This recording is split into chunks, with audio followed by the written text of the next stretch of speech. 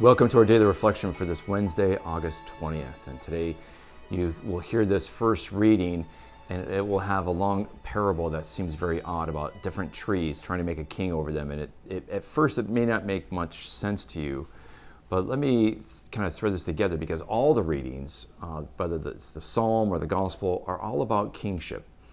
And we have to kind of get our minds around this. And so the first reading from the book of Judges is about the citizens of Shechem gathering together, and they make a king for themselves. So you might think that Saul is the first king over all the 12 tribes, but here we have a group, a city that's trying to make a king for themselves in Shechem, and like the nations. And Jotham goes up, and he kind of gives a prophecy, a prophetic warning to the people who are making a king for themselves. And he says the trees, the forest, wanted to make a king for themselves. And so first, you start with one of the greatest of all the trees, the olive tree, that has oil that anoints and honors kings and men. And the olive tree says, I'm not giving up my oil to go wave and be over the other trees and serve them. I don't want to do that. And then the next tree, of course, is the fig tree. And the fig has sweet fruit. And he doesn't want to give up that to go serve and be over all the other trees. And then the next tree is the grapevine. And the grapevine doesn't want to give up its sweet wine in order to serve all the other trees.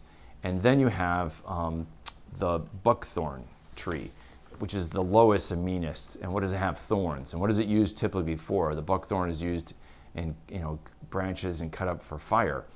And then the buckthorn says, all right, I'll rule over all the other trees, and they can have refuge in my shadow, right? Be under me, even though it's a shorter tree in a lot of ways and one with thorns, and that's a warning.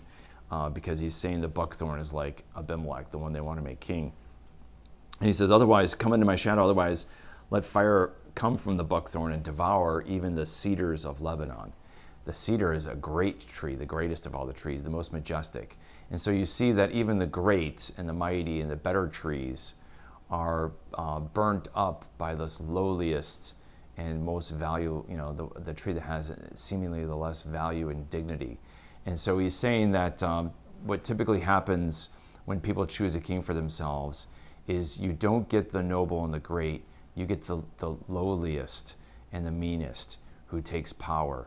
And that is a political allegory that oftentimes is proven true in not only in kingship but in democracy, right? And so there's a parabolic warning. You get what you want when you want certain limited things, basically. You reap what you sow, so to speak. And then the parable, or the psalm today is Psalm 21. It talks about how God anoints the righteous king, and he empowers them. So they don't take power for themselves, but the Lord's anointed is given power by God. And the Messiah will be altogether different than the kings and those who come to power in the world in a worldly fashion.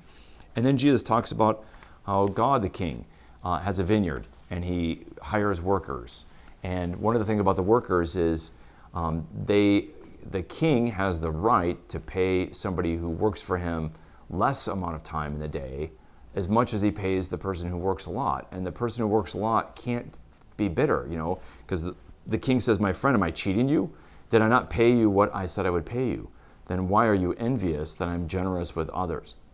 And that's so true. We have to realize that everything we have is a gift from God. And if he gives greater gifts to someone else, can we begrudge God? Can we envy them and be angry at God because he's generous with his gifts? We can't be. He is the king and we are not. And so this is so true. And I remember working for a nonprofit early on. I still work for a nonprofit, but early on in my career, and we didn't get paid much.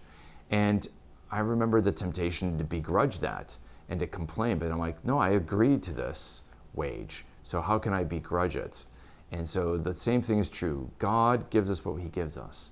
And let us be grateful for what we have and not envious for what we don't have.